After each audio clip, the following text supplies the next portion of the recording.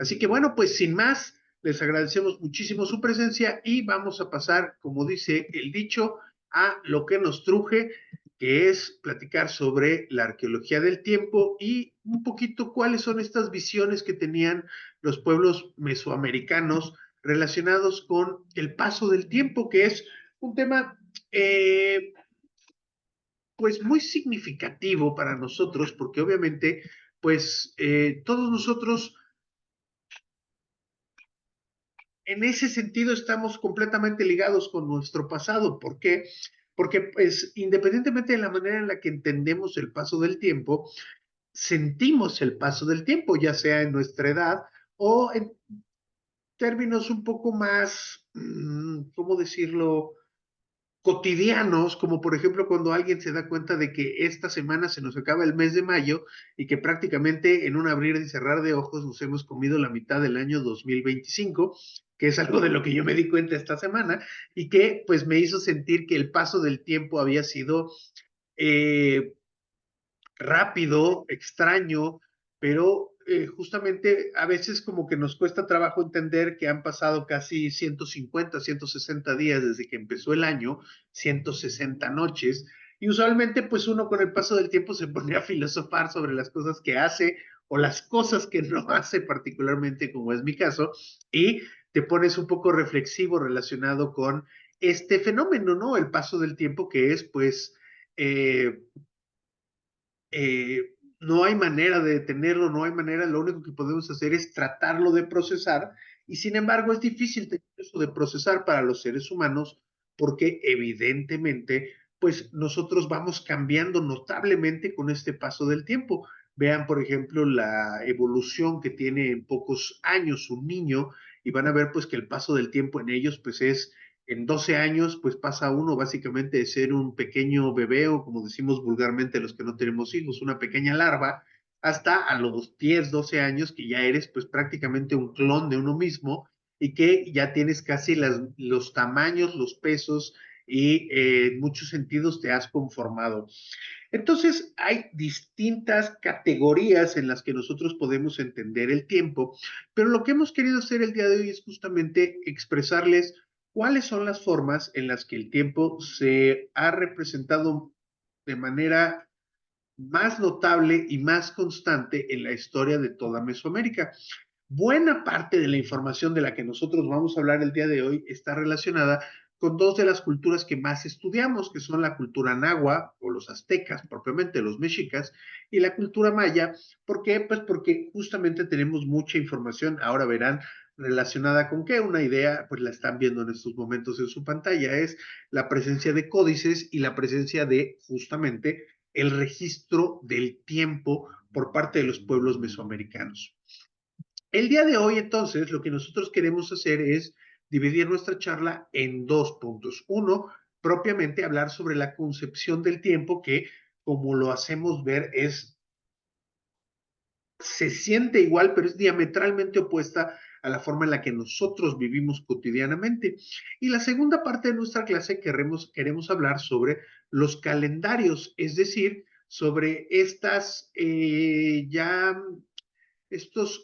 formatos de división del tiempo que nos permiten entenderlo, pero sobre todo también predecirlo, es decir, poder meternos dentro del sistema, dentro de un sistema temporal y poder hacer proyecciones tanto al futuro como al pasado. Y eso obviamente pues nos presenta toda una serie de valores muy interesantes dentro de la sociedad e insisto, también de una manera muy parecida a la que tenemos nosotros, puesto que nosotros también estamos fuertemente regidos por el calendario, es decir, tanto por el calendario semanal, es decir, qué días de la semana y en qué día nos encontramos, qué actividades hacemos. Piensen en este caso, por ejemplo, en los domingos, ¿no? Que son los días que nosotros consideramos libres, aunque muchos de nosotros hacemos más cosas los domingos.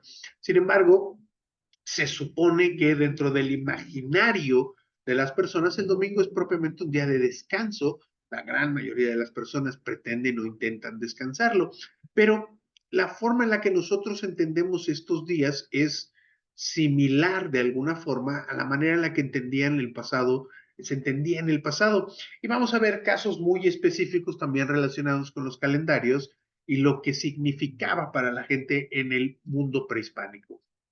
Así que bueno, pues nuestro primer tema será el tiempo en el México antiguo y entender un poquito cuál es esta concepción, cuál es esta, cómo lo podríamos entender nosotros que no vivimos necesariamente en el mundo prehispánico y que no utilizamos estos calendarios, aunque ya lo verán en la segunda parte, hay partes de estos calendarios que todavía utilizamos todos nosotros.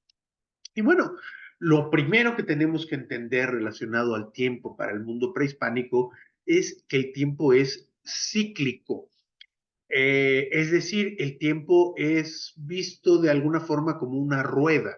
El tiempo comienza y el tiempo termina y hay una sucesión de épocas, una sucesión de tiempos para el mundo mesoamericano, es decir, se puede hablar del pasado remoto, de acuerdo a estos ciclos que tienen que ver con el tiempo. Aunque en realidad estos tiempos cíclicos propiamente tienen que ver con la concepción propiamente del tiempo. Es decir, piensen, nosotros concebimos el tiempo hoy en día no como un ciclo, es decir, anualmente está dividido en 12 meses, son 365 días, 366 cuando nos toca un año bisiesto. Es decir, el año empieza un 1 de enero, termina un 31 de diciembre. Podríamos decir que es cíclico. Sin embargo, nosotros contabilizamos los años de una manera muy distinta, es decir, los contabilizamos desde un punto, bueno, en esta parte del mundo, lo percibimos desde un punto arbitrario en la historia, que es, pues imagínense, en México hoy en día medimos el tiempo a partir de el momento de nacimiento de Jesús de Nazaret en Oriente Próximo en el año aproximadamente cero, es decir, por eso existe el año cero, porque hemos de alguna manera llegado en Occidente del mundo a esta concepción de que el tiempo tiene un punto de inicio y arbitrariamente hemos escogido el nacimiento de Jesús como el punto cero de nuestros calendarios para poderlo tomar en consideración. Sin embargo, lo que hace este punto cero, y ya veremos un ejemplo prehispánico al respecto, es que genera que el tiempo comience a avanzar en un acumulado. Y por eso hoy en día nosotros estamos, pues, propiamente en un día que en todo el mundo, salvo las diferencias de horario, es el día 27 de mayo del año 2025. Es decir, todos en todo el mundo podemos ubicar un evento en la historia de la humanidad a partir del año en el que sucedió, sea este anterior al nacimiento de Jesús o posterior al nacimiento de Jesús. Si le preguntan a un antropólogo, desde luego, pues no es la mejor manera de medir el tiempo basado propiamente en una figura religiosa que además en ese momento no tenía ninguna influencia relacionada con el mundo prehispánico. Sin embargo, bueno, hoy en día podemos pensar en estos tiempos religiosos y seguramente que poco lo meditamos, pero si ustedes se dan cuenta, buena parte de los días de asueto de un país laico como México, o en teoría laico, pues están fuertemente relacionados con el calendario religioso. Por ejemplo, Semana Santa, la muerte de Jesús, o las vacaciones que tenemos a fin de año, donde nuevamente se conmemora el nacimiento de Jesús, 24 de diciembre y 25 de diciembre. Por lo tanto, para nosotros el tiempo es mucho más parecido a una línea que a un ciclo.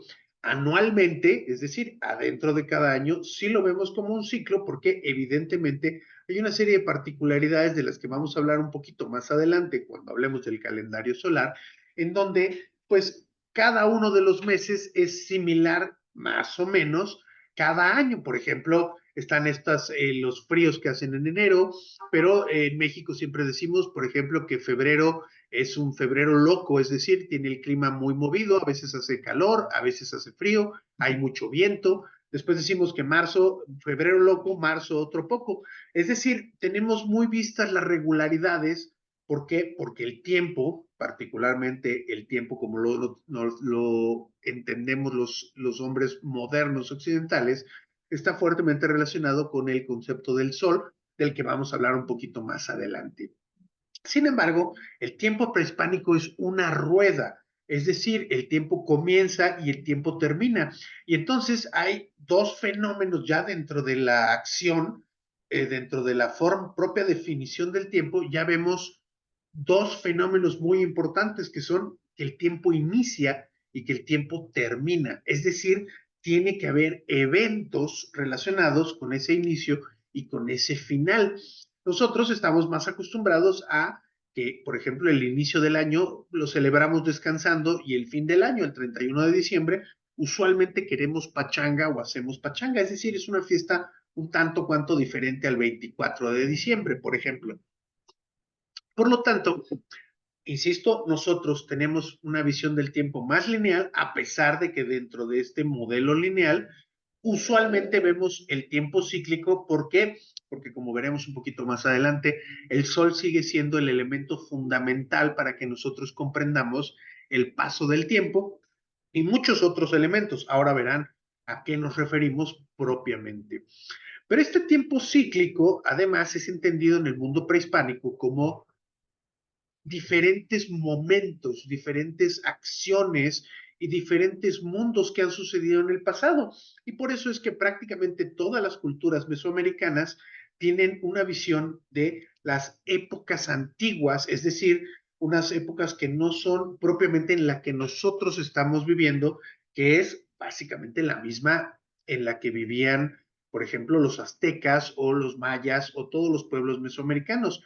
Por ponerles el ejemplo con mayor claridad, todos los pueblos nahuas, es decir, todo el centro de México, pues creía que nosotros estábamos en la época del quinto sol, es decir, la época donde existía el sol del movimiento y era justamente, sigue siendo la misma época. Estos ciclos de tiempo dependen, son mitológicos y tienen duraciones, pues, eh, extraordinariamente largas. Por ejemplo, el primer sol, que es el sol del jaguar, del cual ustedes están viendo una representación del altar de los soles.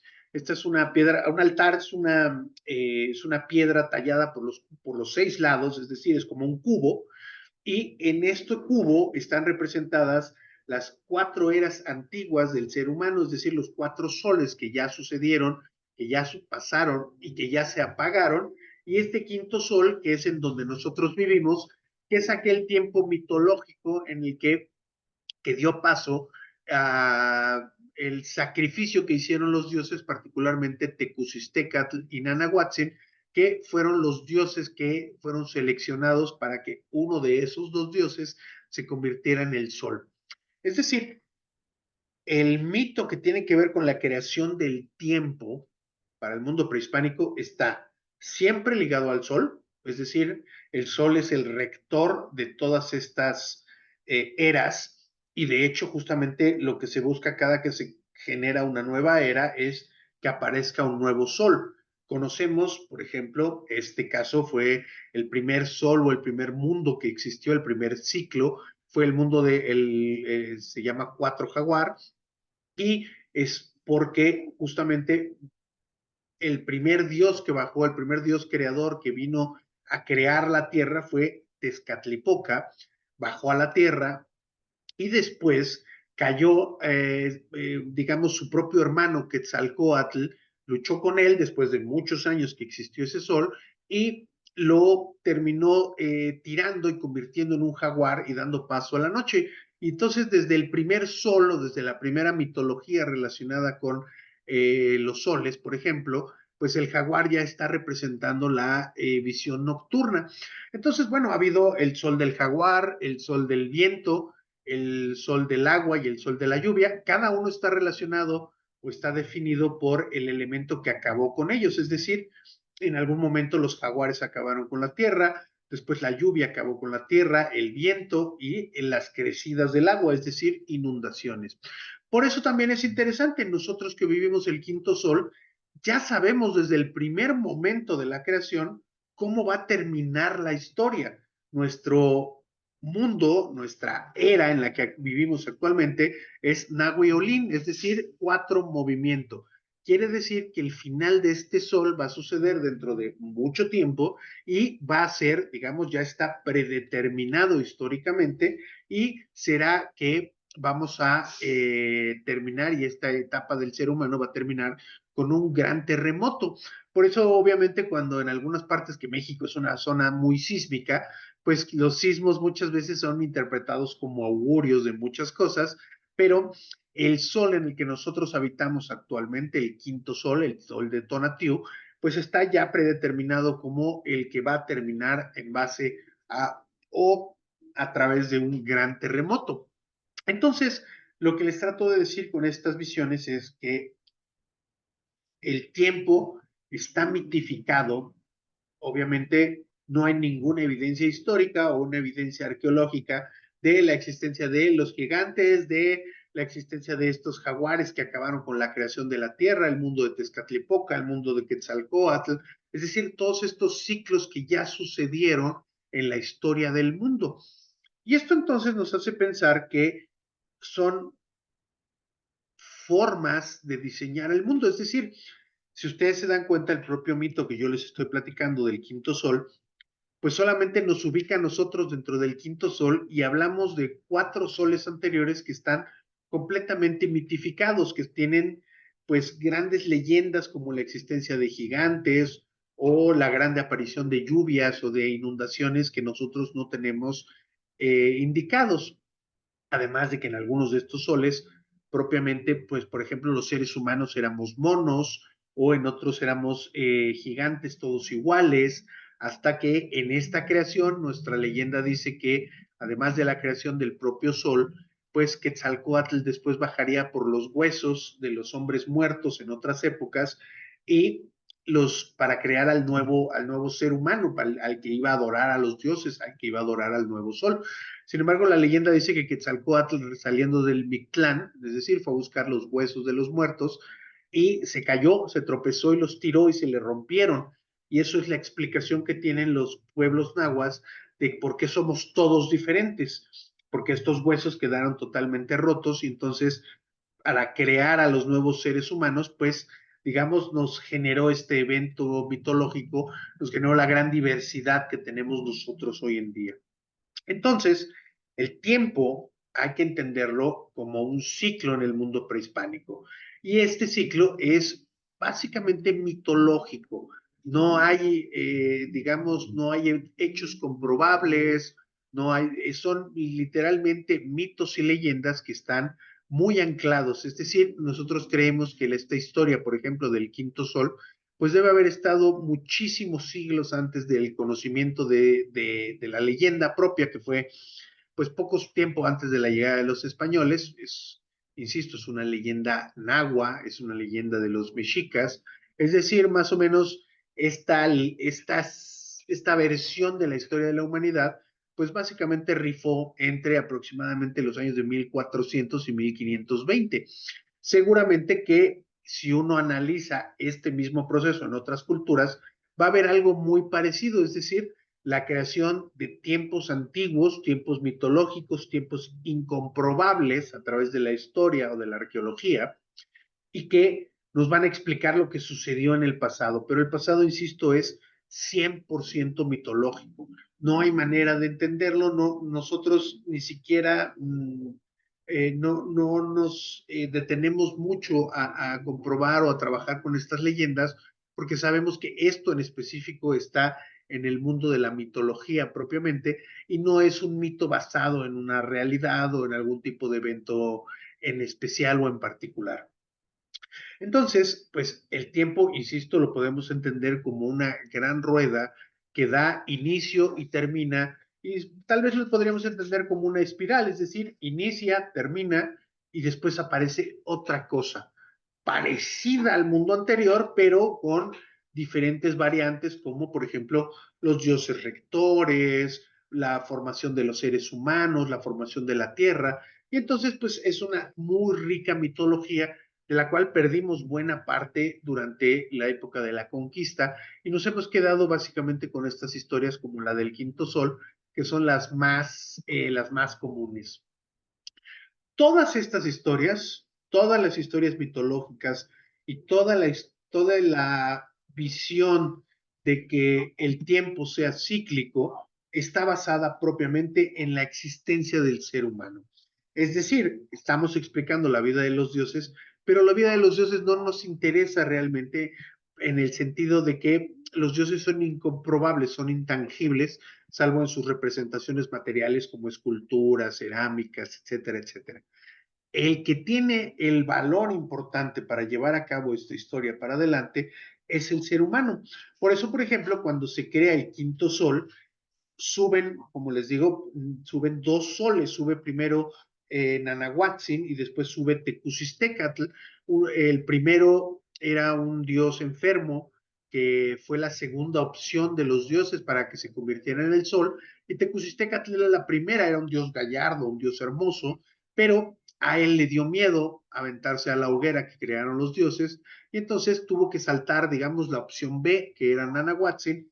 Él se convierte en el sol, sube como una bola de fuego, y la opción A, Tecusistecatl, se siente completamente humillado y se lanza inmediatamente después de él, y entonces la leyenda nos dice que hay un momento en el que existen dos soles, y esto molesta muchísimo a los dioses, y uno de estos dioses toma un conejo, se lo avienta al segundo dios, a Tecusistecatl, y lo apaga con ese golpe del conejo, y entonces damos paso a la leyenda de la luna. Sin embargo, los dioses se dan cuenta de que ya hay un sol, es decir, ya hay una creación, pero ese sol no se mueve. ¿Por qué? Porque le hace falta quien lo adore, es decir, quien le va a dar el motor del movimiento, y esa es la parte donde nos unimos con los dioses y nos unimos con la creación. El motor somos nosotros, y el motor con el cual vamos a alimentar a los dioses que se están sacrificando para crear al sol es el sacrificio humano. Por eso es que todos los pueblos mesoamericanos practican de alguna manera, algunas muy abruptas, algunas más discretas, pero todos practican el sacrificio humano. ¿Por qué? Ese sacrificio es el que le da el movimiento al sol, es el que le da paso a esta era. Es decir, los dioses habían llegado hasta un límite, y ese límite tenía que ser traspasado por los seres humanos, y los seres humanos lo traspasamos a través de el sacrificio de nosotros mismos. Puede ser el sacrificio, por ejemplo, a través de la extracción del corazón, el flechamiento, las peleas gladiatorias, es decir, hay muchas formas de sacrificio, pero hay otras muchísimo más sencillas, de las cuales arqueológicamente hemos encontrado muchas evidencias, que son, por ejemplo, lo que llamamos los rituales de autosacrificio, es decir, donde el ser humano le otorgaba o le ofrendaba a los dioses lo más valioso, y lo más valioso que todos nosotros tenemos, de acuerdo a los dioses, es nuestra sangre. Por eso ofrendamos, o nuestras ofrendas son, de alguna manera, implican sangre, violencia o algún otro tipo de interacción con el cuerpo humano. ¿Por qué? Porque es una manera en la que nosotros le estamos regalando ese reconocimiento a los dioses, y al mismo tiempo estamos generando el movimiento. ¿Por qué? Porque el sol y la concepción del sol es muy diferente a la que tenemos nosotros. Nosotros decimos que el sol sale por la mañana y se mete por la tarde o por la noche, pero para los pueblos prehispánicos el término no dirá el sol sale, sino el sol nace por la mañana y el sol se muere por la tarde. Por lo tanto, es una visión diaria del papel del sol. El sol se despierta en la mañana. Para que tú te asegures que el sol se va a levantar el día de mañana, pues hay que cumplir con todos los rituales necesarios, o todo lo que exige el sol, entre otras cosas, evidentemente, el sacrificio de sangre de los seres humanos. Por lo tanto, nosotros somos el motor de la historia. Por eso nosotros lo vamos, digamos, cada vez lo vamos a ver más aterrizado conforme va avanzando esta charla, lo vamos a ver más aterrizado en actividades que tienen que ver con los seres humanos. Es decir, en este caso, por ejemplo, el sacrificio, ya sea un sacrificio sencillo, un sacrificio en objetos, o un sacrificio que involucre la muerte de alguna persona. Lo interesante es que nosotros comenzamos también a tener un registro de toda esta actividad. Vean, bueno, yo aquí les pongo una imagen de un escribano maya que está sentado muy plácidamente, pero aquí tiene su pincel y tiene su paleta de pintura. ¿Por qué? Aquí al lado también tenemos otro escribano. ¿Por qué? Porque registrar estos eventos, tanto las leyendas como los sucesos que están apareciendo conforme el sol avanza, conforme el tiempo se va moviendo, va a hacer que el ser humano entonces tome un, eh, un sentido muy importante de dónde se está ubicando él mismo. Y la única manera de entenderlo, la única manera de comprender qué papel jugábamos y cómo hacer que funcione a nuestro favor es a través del registro justamente, es decir, empezar a observar las particularidades, las constantes que tienen los eventos de la creación. Particularmente, pues el más sencillo de observar es el paso del sol. ¿Por qué? Bueno, pues porque para nosotros es un creador de oposiciones el sol. Y si le preguntamos a un astrofísico, pues él te dice que es una estrella que está a unos, no me acuerdo cuántos cientos de miles o millones de kilómetros del sol, de la Tierra, pero el sol básicamente lo que hace es que divide el día completamente, divide la experiencia humana. Tú estás muy tranquilo toda la noche viendo oscuridad y de repente en algún punto entre las 5 y las 6 de la mañana, en este momento en México, por ejemplo, pues empiezas a ver que algo clarea, es decir, la oscuridad comienza a desaparecer y empiezas a notar de una oscuridad, de un negro profundo, pues comienzas a ver azules, después comienzas a ver rayos de luz amarillos, después un poco naranjados, hasta que pues a las 7, 8 de la mañana, claramente en el firmamento y en el espacio estás viendo una pelota amarilla. No la podemos ver con claridad, pero a través de otros métodos, como por ejemplo tus lentes oscuros, pues puedes ver claramente dónde está el sol a las 8 de la mañana. Es decir, el sol está haciéndonos un efecto en el que se está levantando en el horizonte y comienza a caminar el horizonte, caminar. Claro, el físico y el astrónomo te va a decir, claro, es que el que se está moviendo eres tú, porque el que se está moviendo es el planeta Tierra. Entonces nosotros nos vamos moviendo y el sol nos da la impresión de que está recorriendo un camino. Ese camino que recorre el sol es constante. Después de muchos años de hacer observaciones, nos ha quedado claro de que el Sol está en los mismos momentos del ciclo, en los mismos lugares, y entonces eso nos genera una regularidad. El Sol sale por tal punto en específico tal día. El Sol hace un recorrido de este tipo de elipse, pero cuando estamos en verano, el Sol se levanta más.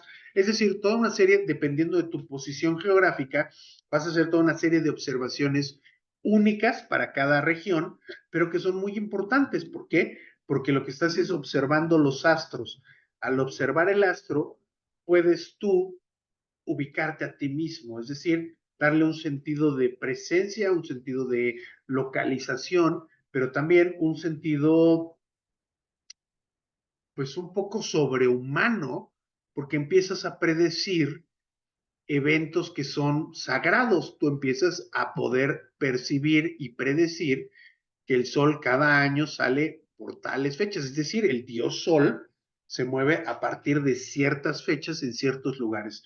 Y esa regularidad es la que va a hacer que nosotros comenzáramos a entender y a controlar el tiempo, porque nos empezamos a dar cuenta de que la regularidad se podía transformar en métodos matemáticos y en otras cosas, y eso es a lo que vamos a ir un poquito hacia la segunda parte de nuestro curso. Pero el tiempo y controlar ese tiempo también le va a proveer de un valor muy importante a los seres humanos. ¿Por qué? Porque el conocimiento no lo tiene cualquier persona. Saber observar o tener la paciencia, tener la inteligencia de leer el paso del sol, aunque parece algo muy evidente porque está a simple vista, pues no es una tarea para cualquiera. Y entonces los sacerdotes, usualmente los hombres de religión, son aquellos que durante generaciones fueron aprendiendo a hacer estas observaciones y a registrar estas observaciones. Y por eso podemos nosotros también entender que al principio de las sociedades complejas en México, es decir, aproximadamente en el año, más o menos el año 3000 antes de nuestra era, cuando Mesoamérica comienza a tomar forma, cuando ya en todo el territorio de la antigua Mesoamérica se conocen los sistemas agrícolas, se conocen los calendarios, se conocen varias cosas, pues entonces el ser humano se comienza a ubicar mejor en estos sistemas y entonces comienza a, lo digo entre comillas, predecir el tiempo, es decir, la observación nos va a hacer que nosotros sepamos cuándo sale el sol, cuándo se mete, por dónde va a salir, pero nos va a llevar también a conocer cosas que son muchísimo más importantes o tal vez no importantes, sino la palabra sería fundamentales dentro de la sociedad.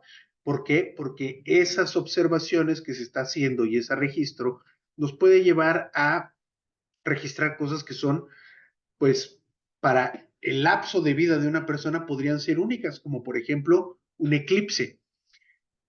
¿Qué sucede? Bueno, que los seres humanos en México nos dimos cuenta desde hace muchísimo tiempo, y ahorita lo vamos a ver más adelante, cómo el Sol y la Luna hacían un juego muy interesante de sombras, y entonces nos proyectamos sombras unos sobre los otros, es decir, la Luna sobre la Tierra o la Tierra sobre la Luna, genera una sobre,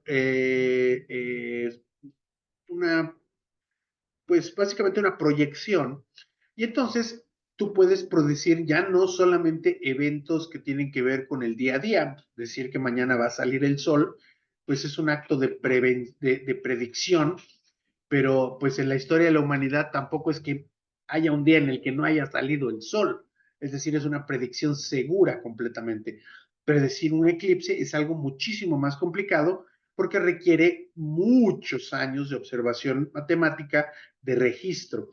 ¿Qué sucede? Bueno, pues que durante más de 3000 años se registró el tiempo y entonces pues algunos sacerdotes y algunas personas se pudieron dar a la tarea de empezar a observar las regularidades que tienen algunas de sus observaciones, particularmente, por ejemplo, la de los eclipses. Y entonces, en los códices mayas nosotros podemos ver, más o menos podríamos todavía hacer las predicciones específicas muy precisas de los eclipses que van a suceder en el futuro. ¿Por qué? Pues porque son eventos recurrentes. El problema es que si suceden cada 28 o 30 años, pues piensen que no todas las personas en el mundo prehispánico vivían ese lapso de tiempo. Por lo tanto, el que te dijeran que dentro de 45 días o dentro de aquí a un año va a haber, el sol se va a oscurecer durante algún momento del día, pues tiene que ser bastante importante en el punto de vista ritual, desde el punto de vista social. Y entonces nos podemos entender cómo los sacerdotes y la gente en el poder, pues podía controlar a la gente. Controlar el conocimiento es una manera de controlar a la población. Otra manera básica de cómo se puede controlar a la población a través del conocimiento, por ejemplo, es en los niveles de analfabetismo. Si tú procuras que la gente no sepa leer, pues todo lo que esté escrito va a ser muchísimo más místico, muchísimo más especial, porque no cualquiera persona va a acceder a ese conocimiento y eso es algo pues de bastante importancia. Y además, como les decía, en básicamente todo México, buena parte de los pocos códices, porque conocemos como 24 códices originales previos al momento de la conquista, pues en buena parte de ellos, por ejemplo, en los 4 códices mayas y en buena parte de los códices nahuas del centro de México, lo que vamos a ver es contabilidad del tiempo, lo cual hace que sea muy interesante entender este tipo de documentos, porque lo que están haciendo es hablarnos de esta observación y regularidad de el tiempo y cómo es que el hombre fue resolviendo el enigma y pudiendo entonces predecir el tiempo.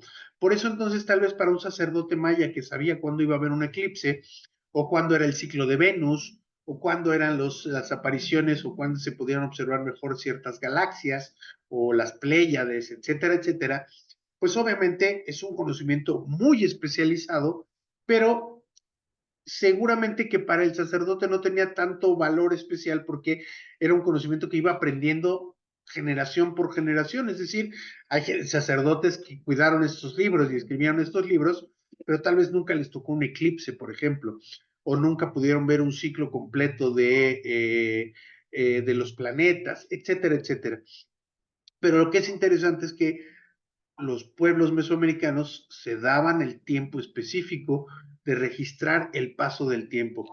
Ustedes, sin tener mucha información, sin saber leer un códice, se pueden dar cuenta rápidamente de dónde hay matemáticas. Y vean ustedes, todo esto, toda esta sección, por ejemplo, del lado izquierdo de la pantalla, son números, numerología.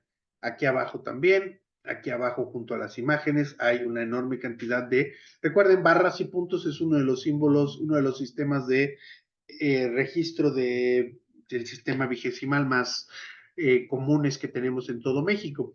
Básicamente, lo que sucede en estos libros es que el texto te va explicando que, qué tipo de observación, obviamente todo esto está mitificado, no se habla del sol como un astro, sino se habla del sol como un dios, el paso del dios, los tiempos que hace, las observaciones que se han hecho, cuándo se hacen las observaciones, cuándo se tienen que ir. Estos son libros que nosotros más o menos hemos decodificado, pero realmente no los sabemos utilizar. Es decir, no sabemos exactamente cuáles son los motivos y causas por los que se registraban ciertas fechas, ciertos puntos y otros no. Sin embargo, lo que sí podemos entender es que este tipo de registros tenían que ver mucho con la presencia de los dioses, y aquí ustedes lo pueden ver justamente en este que es el Códice Matritense, si no mal me acuerdo, donde vemos que las cuentas están asociadas con los dioses. ¿Por qué? Porque los dioses patrocinaban también los meses, patrocinaban ciertos eventos calendáricos, ciertas fiestas, y el tiempo entonces se va haciendo de una manera mucho más compleja, a pesar de ser algo que nosotros pues ya sabemos cuál es su orden, ¿no? Insisto, 365 días solares hacen un año, 366 cuando es un año bisiesto. El concepto del año bisiesto en el mundo prehispánico no afectaba. Recuerden que el año bisiesto básicamente son 6 horas extra que tenemos cada año, y que en la sumatoria de 4 años nos da 24 horas, es decir, un día más se produce, puesto que el tiempo no es completamente exacto. Insisto, el año solar mide 365.24 días, es decir, 365 días con 6 horas. Entonces, esa sumatoria de horas astronómicamente nos da un día extra que nosotros nos ponemos digamos, engañar al calendario y sumarle un día a nuestro calendario. Pero todo esto es a base de la observación y la observación y la observación. Y así sucedió en todas las partes del mundo, no solamente en México, sino en todo el mundo. Casi todas las altas culturas e incluso pueblos de nómadas tenían una gran importancia relacionada con la observación del sol. Ahora, ¿cómo observaban? Bueno, esto pues ya es, digamos, aquí hay un fenómeno muy particular que es el de la concepción propiamente de la astronomía. ¿Por qué? Pues porque justamente la observación del cielo, la observación de los fenómenos astronómicos, pues nos van a ir, insisto, ubicando muy claramente. Por ejemplo, si bien religiosamente los pueblos prehispánicos entendían que nosotros vivíamos sobre la tierra y la tierra era un animal que se movía, en este caso, digamos, en algunos lados un cocodrilo, una tortuga, pues es muy interesante darse cuenta que astronómicamente los pueblos mesoamericanos entendían, aunque no lo explicaban de esa manera, pero como que les quedaba muy claro, por ejemplo, que el planeta era redondo, es decir, que nuestras observaciones estaban relacionadas con, por ejemplo, la volumetría de nuestro planeta. Y entonces empezaron a hacer observaciones muy específicas como el Sol, la Luna, los planetas. ¿Por qué? Pues porque recuerden que nosotros tenemos, vamos a decir, dos tipos de espacio. El espacio cercano, es decir, cuando nosotros vemos el Sol o algunos planetas que se pueden observar a simple vista, y el cielo, digamos, el universo, vamos a decir vulgarmente, que es cuando vemos hacia el horizonte de noche y vemos todas esas estrellas que están lejísimos.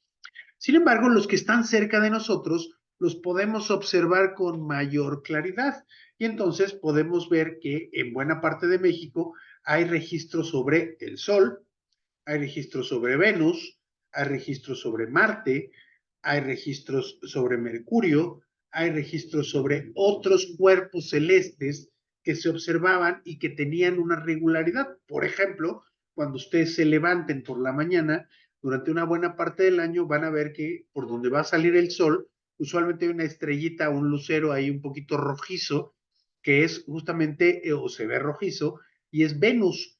Y Venus está más o menos ubicada en el mismo lugar casi todos los días que nosotros lo estamos viendo dentro de su ciclo. Esto lo mismo sucede, por ejemplo, con bueno, la luna es un poquito más caprichosa, aunque ya una vez que aparece, pues es muy fácil de observar y es muy fácil de seguir su paso. ¿Qué sucede? Bueno, pues que la manera más básica de hacer astronomía es siempre sentarse a registrar en el mismo lugar. Si ustedes quieren, por ejemplo, observar y hacer una serie de observaciones astronómicas, lo más importante es que ustedes se paren, sea en su patio, en la azotea o donde sea, siempre tomen las medidas desde el mismo lugar. Y entonces van a empezar a ver las regularidades específicas que tiene la observación del astro que ustedes estén observando. Y entonces los pueblos mesoamericanos se dieron cuenta de que el mantenerse fijo en un punto les iba a permitir hacer una observación más clara de toda la bóveda celeste, porque la bóveda celeste de día no se puede hacer otra cosa más que observar al sol. El sol es omnipresente, no deja que veamos más que a veces un rato a la luna, un ratito a Venus muy por la mañana, pero más o menos a las 9, 10 de la mañana la luz del sol es lo suficientemente brillante como para que nosotros ya no veamos absolutamente nada después de lo que nosotros llamamos vulgarmente el cielo, las nubes. Pero de noche el panorama es muy diferente. Si no hay nubes, nosotros con pasar la noche al ras, como se dice vulgarmente, pues nos quedaría muy claro ver, por ejemplo, dónde está el norte. Es el único punto del horizonte que no se mueve. Es decir, si nosotros ponemos una cámara y le dejamos abierto la obturación durante 10, 15 minutos, lo que vamos a ver es cómo las luces se van moviendo y siempre, si estamos apuntando al norte, hay una que no se va a mover. Ese es el norte astronómico. Siempre está ahí respecto a nuestra posición, pero es una posición arbitraria. ¿Por qué? Porque nosotros y la estrella polar, pues no tenemos propiamente una relación directa, no hay una cuerda que nos una a esa estrella. Sin embargo, desde donde nosotros estamos en el norte del hemisferio, esa estrella no se mueve durante la noche, se mueve muy, muy, muy poquitito. Por lo tanto, es un punto fijo en el horizonte que nos permite ubicarnos y nos permite hacer otro tipo de mediciones. ¿Por qué? Porque si ese punto no se mueve y todos los demás puntos sí se están moviendo, podemos empezar a entender este movimiento, por ejemplo, de rotación, estos movimientos redondos que hace nuestro planeta y entonces ir comprendiendo un poquito mejor el espacio. Si esto lo vas registrando todos los días, pues vas a ver cómo en ciertas épocas del año se ven ciertas cosas en la noche y por otras partes del año se observan otra cosa. O incluso de noche, por el movimiento de rotación de la Tierra, pues vamos viendo que se mueven las estrellas, pero otra vez el que se está moviendo somos nosotros y eso lo sabían perfectamente los pueblos mesoamericanos. Por lo tanto, hicieron este tipo de construcciones maravillosas como los observatorios como el de Chichen Itza o el de Mayapán, o algunos mucho más sencillos como los de Xochicalco, los que están atrás de la pirámide del Sol en Teotihuacán, para hacer observaciones y mediciones especializadas. ¿Qué sucede? Pues que este edificio está fijo, es una obra arquitectónica, está fijo y entonces a partir de la cúpula redonda se pueden hacer toda una serie de observaciones a la bóveda celeste, que también es redonda. Por eso les digo que de alguna manera ellos tenían claridad en la redondez del sistema, vamos a decir. No sé si en la redondez de la Tierra, pero sí en la redondez del propio sistema de lo que están observando. Los edificios, la base que sostiene al observatorio de Chichén Itzá es un edificio cuadrangular, pero el observatorio propiamente es redondo y entonces cada puerta, cada elemento nos va ayudando a tomar una serie de medidas que nosotros podemos utilizar para o registrar el tiempo o para manipular el tiempo, como puede suceder y podemos observar en el área maya. En el área maya hay varios fenómenos que se observan el 21 de marzo, que es el día del inicio de la primavera, una de las estaciones del año, que nos permite observar cómo, por ejemplo, en este que es el edificio de las siete muñecas en Civil Chaltún, el sol sale, digamos, esta es una imagen un poquito más avanzada del día, porque el sol sale exactamente por la puerta central del edificio. Esto quiere decir, es un efecto muy sencillo porque solamente requiere que uno se pare en el mismo lugar todo el tiempo y entonces dices, ah, caray, el 21 de marzo o el día como se llame en el calendario, el sol siempre sale por ese punto. Es más fácil cuando hay montañas, porque en Yucatán no hay montañas. Es más fácil cuando hay montañas porque puedes asociar la salida del sol con algunas montañas. Y en el caso de México, del centro de México, pues se mitificaron varias montañas porque el sol se aparecía o se metía desde ciertos sitios arqueológicos en relación con ese punto geográfico. Lo interesante o lo importante es entonces que puedes manipular el tiempo, puedes manipular el espacio. Y esto, construirlo para los sacerdotes, tiene que haber sido, por supuesto, un despliegue tecnológico y un despliegue de conocimiento. Pero para las personas que lo observaban y que se reunían para observarlo el 21 de marzo, esto es básicamente magia. ¿Por qué? Porque alguien te va a venir a decir, hoy va a salir el sol por la puerta del edificio. Y tú puedes decir, ah, Chihuahua, pues si nunca lo has visto, vas a decir, ay, voy, pues ¿y cómo lo sabes, güey? Pues porque llevas 100, 200 años observando cómo el sol pasa por ese punto. Entonces se empiezan, digamos, el tiempo y el espacio se van dividiendo en momentos específicos y entonces el 21 de marzo se hacen, por ejemplo, todas estas festividades, como también la de Cuculcán en Chichén Itzá. ¿Por qué? Porque el 21 de marzo es un día muy importante, no solamente porque es el inicio de la primavera, sino porque es el día que comienza propiamente el ciclo agrícola. Es decir, a partir de este día en adelante, los campesinos tienen que andar movidísimos para preparar la tierra, llevar las semillas, preparar, porque lo que sigue es que dentro de algún X número de días, dependiendo de dónde te encuentres, va a empezar a llover. ¿Por qué?